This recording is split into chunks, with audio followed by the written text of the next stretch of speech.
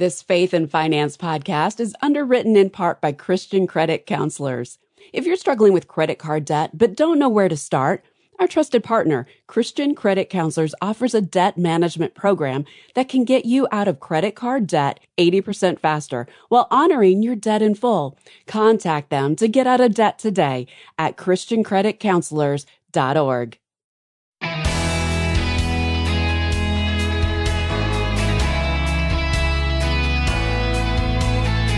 Ecclesiastes 3:13 says, "Every man who eats and drinks sees good in all his labor. It is the gift of God." I am Rob West. The Bible calls work a gift, but if you have to work more than one job, it might not feel like it. Today we'll offer a few practical and spiritual insights for working multiple jobs. And then we'll take your calls at 800-525-7000. That's 800-525-7000. This is Faith and Finance, biblical wisdom for your financial decisions. God created us for work. Throughout the Bible, we see the importance of work for men and women, both for our own benefit and for God's glory. Adam and Eve were made in God's image, and part of that image bearing was to rule and care for creation in Genesis 1:28. By working and tending to the garden, they were stewarding God's creation, showing care and responsibility over what was entrusted to them. The work God gave Adam and Eve was a gift for another reason. Work in the garden was a partnership with God. He created the world, but He invited Adam and Eve to maintain and cultivate it, participating in the ongoing act of creation and flourishing. It wasn't a burden, but rather a meaningful activity that allowed them to reflect God's creative and sustaining nature. What does all of this have to do with your job today? Well, obviously, we're a long way out of paradise, and the curse of sin makes work a constant struggle for people. Read Genesis 1-3, and you'll see why. In spite of sin, the desire for meaningful, satisfying work is still inside of us. Nowadays, when finances are tight for many folks, it's not unusual to find individuals working multiple jobs. According to the Bureau of Labor Statistics, more than 7.7 million workers are holding down two jobs. 400,000 of those are working two full-time jobs at the same time.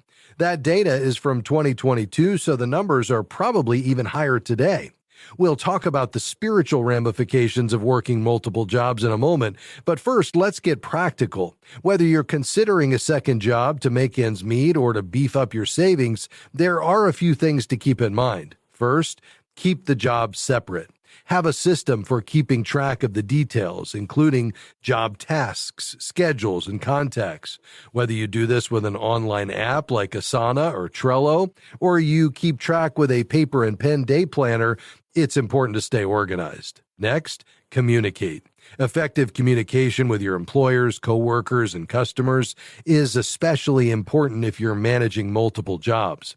That means check in with each employer and stay in touch with your team members about current projects and schedules. Plus, expectations and deadlines need to be clearly stated in writing. Time management is the third element you'll need if you're working more than one job. Set boundaries for yourself so you get the jobs done without burning out. If you're working from home, set aside physical space for work and take appropriate breaks. Working multiple jobs doesn't have to be overwhelming. You can stay on top of it if you stay organized, communicate clearly, and manage your time. And don't forget to take care of yourself spiritually. It's critical not to allow your relationship with the Lord to take a back seat because of your busy schedule. In fact, your relationship with the Lord should be in the front seat, especially when you're busy. Try to do it all yourself, and you risk turning your need to work into an all-consuming idol. An idol replaces the Lord in your mind and heart, but has no power to satisfy you. Here are a few clues that your work might be an idol, whether you have one job or many. Your self-worth rises or falls based on meeting your income goals. You give up rest, family time, and church in order to put in extra work hours. You can't take your mind off of work tasks, emails, calls, and issues. You are stressed out, discouraged, and exhausted by working. You believe that financial security is the main reason for work. You are obsessed with productivity, success, income, and promotion. You believe your paycheck is your provider. And finally, a very telling indication, you make money, but you don't like to give money. If work is becoming an idol for you, rest and turn to Jesus instead. Satisfying work isn't about you. It's about who. When you focus on Christ and follow biblical principles, your attitude towards work will change as well. You'll begin to see the opportunities God's giving you to reach others. You'll understand that difficult circumstances are sometimes God's way of helping you grow up as a Christian. You'll recognize that God is your provider and you can trust Him to lead you and take care of you. All right, your calls are next. The number, 800-525-7000. That's 800-525-7000. I'm Rob West, and this is Faith and Finance. We'll be right back.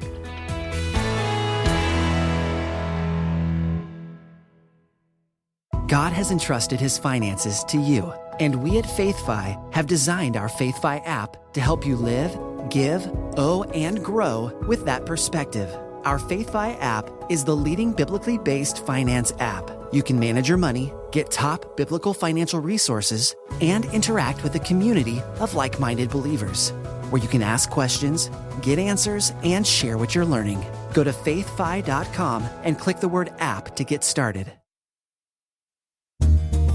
Faith and Finance is grateful for support from Sound Mind Investing. If you have money in an investment account, you know sometimes the stock market can seem like a roller coaster. But it's possible to enjoy both profit and peace of mind as a do-it-yourself investor, no matter what's happening in the market. A short video webinar about that is available at soundmindinvesting.org. Financial wisdom for living well.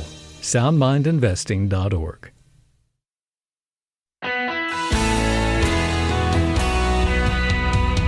Great to have you with us today on Faith and Finance. The calls are coming in, but we've got a few lines open. Whatever your financial questions are today, we'd love to tackle them with you. You can call right now at 800-525-7000. That's 800-525-7000. Autumn is our call screener today, and looking forward to taking your calls. We'll try to get you on the air quickly. Again, 800-525-7000. Before we dive into those questions today, in the news today, here's the question.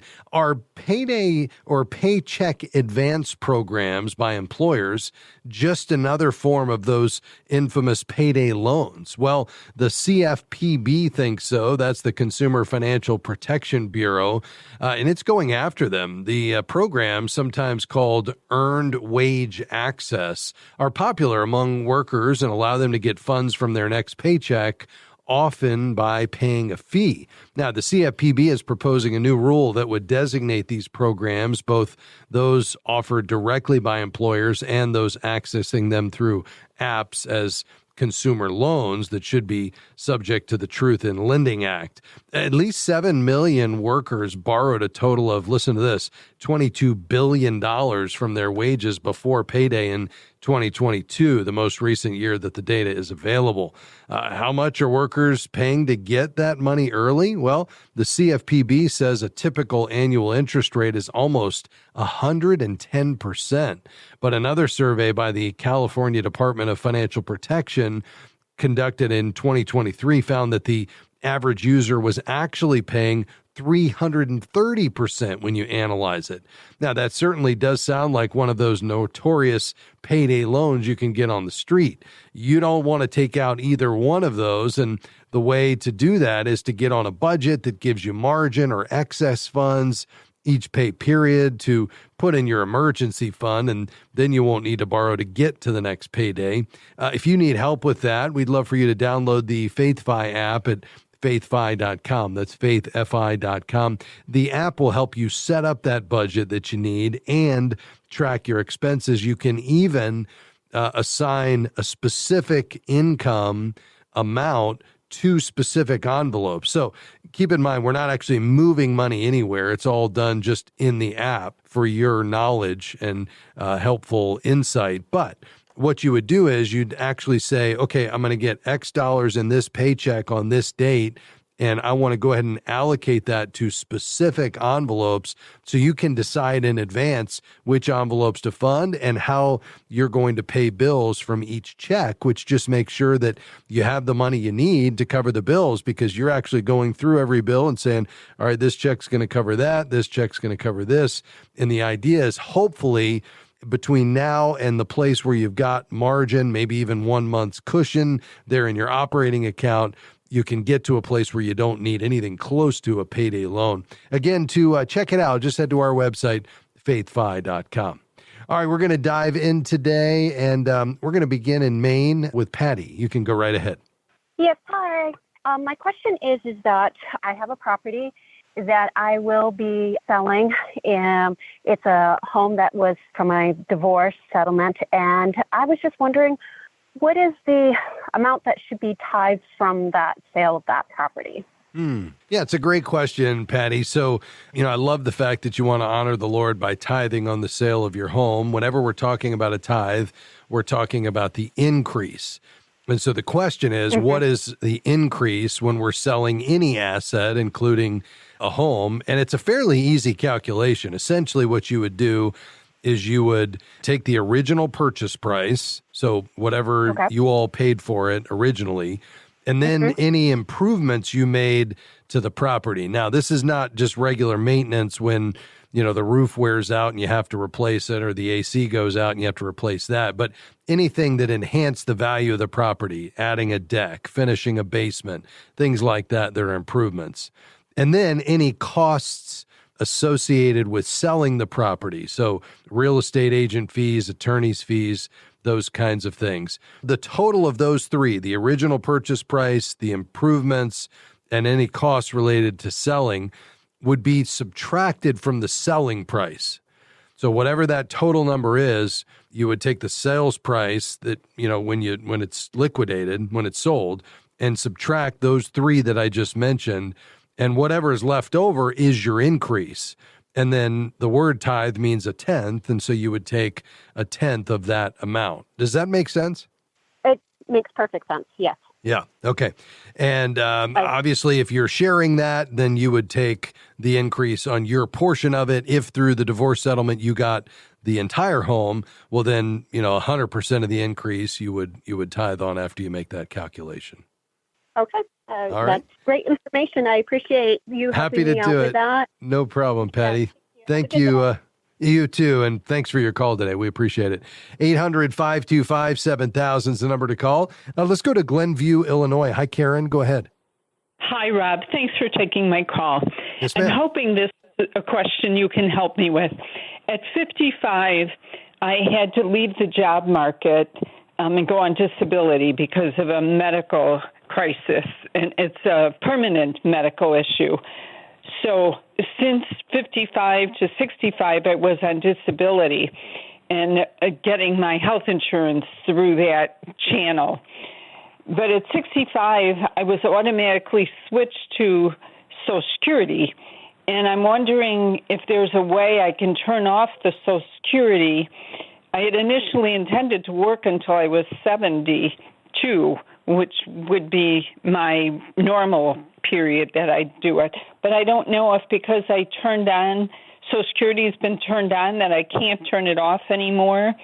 I'm just have to live with that amount. I received the lowest amount because I had to leave the job market so early, and I'm trying to figure out a way I can recoup it. Yeah. You can suspend your Social Security benefits to earn delayed retirement credits if you've reached full retirement age. So they can be suspended for any length of time after you reach your full retirement age, which you're there. You can only suspend your benefits until you reach age 70. After 70, you would have to start receiving your benefits again if you haven't already. But once you reach full retirement age, you can suspend those benefits and get delayed retirement credits. Okay, and would you know, so I was born in 57, so I'm not sure what the tax laws are, but I'm pretty sure that I do know because I received a letter from Social Security that now I'm on Social Security. So if I contact them and say I'm going to suspend Social Security, do I also lose my health insurance and then I have to find a private health insurance? No, you would still be able to have Medicare even though you suspended your retirement benefits. Okay, so how would I go about this? Would I contact the Social Security Department? Yes, you would want to go to the website ssa.gov and perhaps schedule an appointment to go down and see them. You could try to catch them, on the phone. But the bottom line there to that second question is Medicare is a separate program from Social Security. So suspending voluntarily your Social Security retirement benefits does not apply to Medicare. So yeah, you're going to want to reach out to them, ssa.gov, and either schedule a meeting or get through over the phone, which you need to be patient. It's not always easy to do, but you'll definitely be able to make contact with someone. Karen, thank you for your call today. Absolutely. May the Lord bless you. Well, folks, a quick break and back with our final segment. I've got room for perhaps one more question. 800-525-7000. Stay with us. We'll be right back.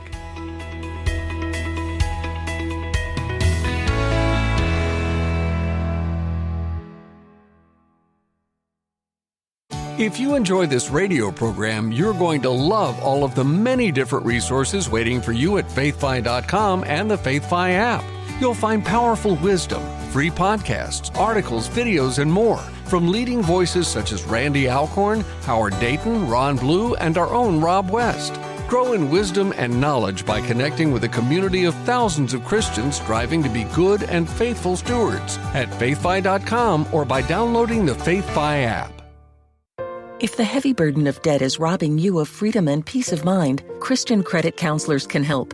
We're a nationwide nonprofit credit counseling organization that has helped over 300,000 individuals in the last 27 years get out of credit card debt 80% faster while honoring that debt in full. To learn how Christian Credit Counselors can help you, visit ChristianCreditCounselors.org. That's ChristianCreditCounselors.org or call 800-557-1985.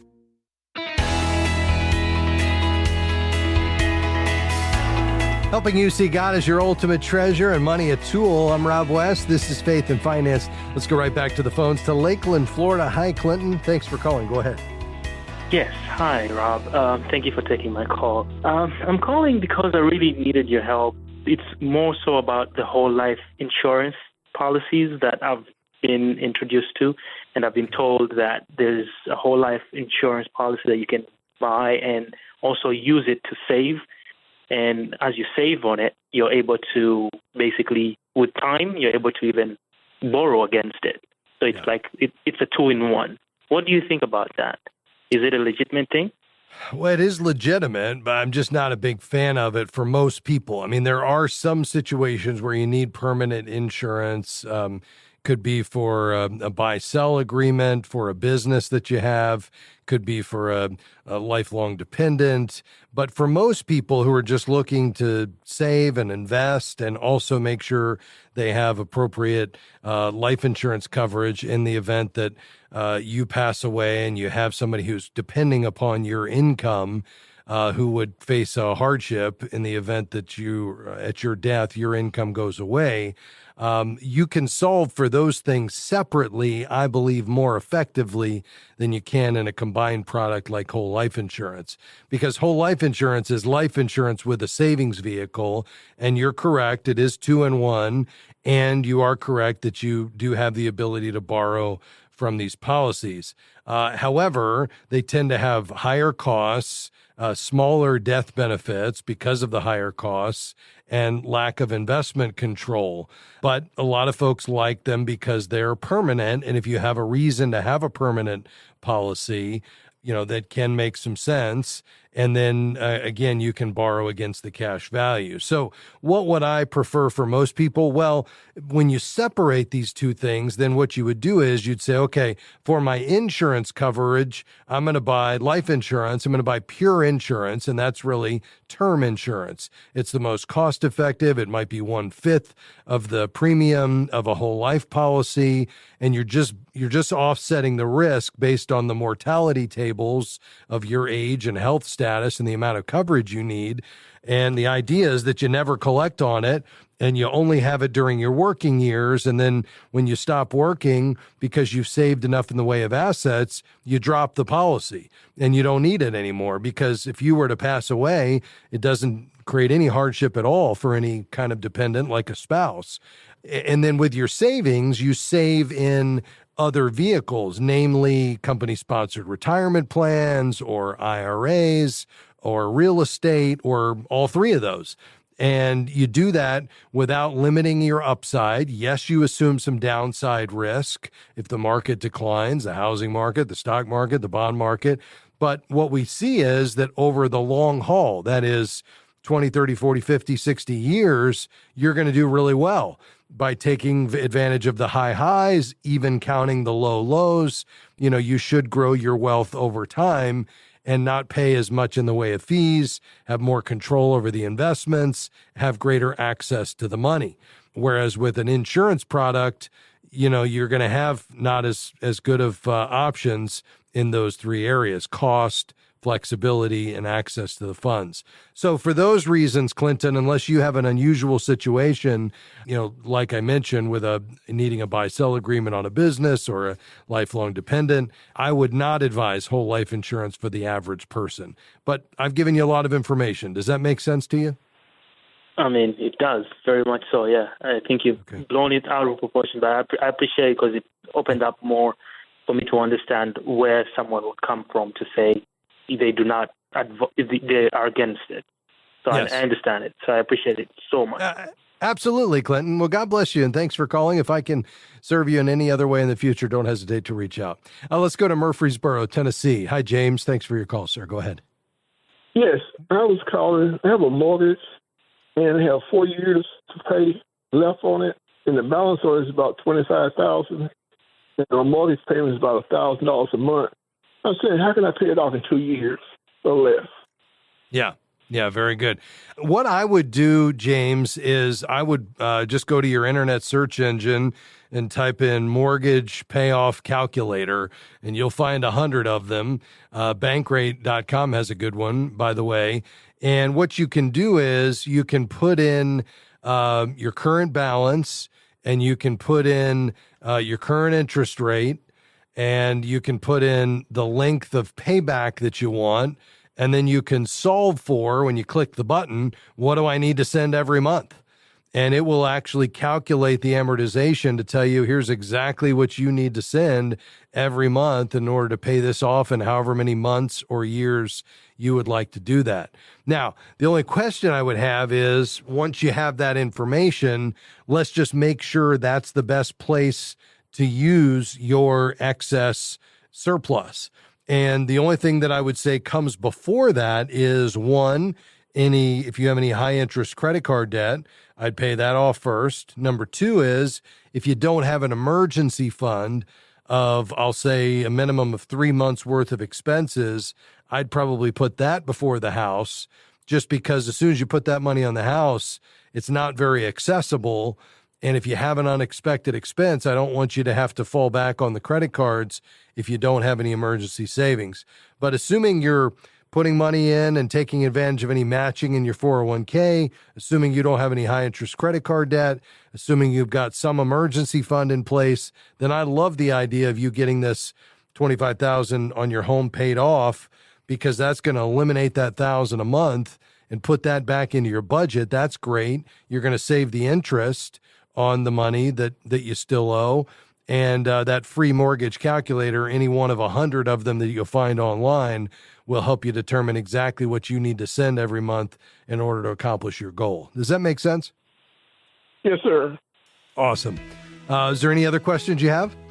No, that was it. Thank you. All right. You're very welcome. May the Lord bless you. Let's head to Mississippi. Hi, Dan. Go ahead. Hi. I'm retired at the age 62. I just turned 65. My retirement age is 66 and 10 months. And I'm drawing Social Security.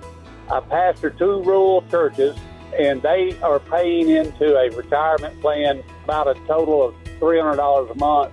And I was considering of maybe seeing if it's okay to give money into a Roth IRA or some other type retirement plan also. Yeah, even though I'm drawing Social Security. Oh, no doubt. Yeah, as long as you have earned income, Dan, up to the amount you contribute and not beyond the annual contribution limit, you absolutely could continue to contribute to an IRA. There is no age limit so long as you have earned income up to the amount you're contributing. Okay, that's great. Yeah. All right, that's what I needed to know. Excellent. Well, thank you for your service to the Lord. I'm sure you're a real blessing to those rural churches, and we appreciate you being on the program today. May the Lord bless you.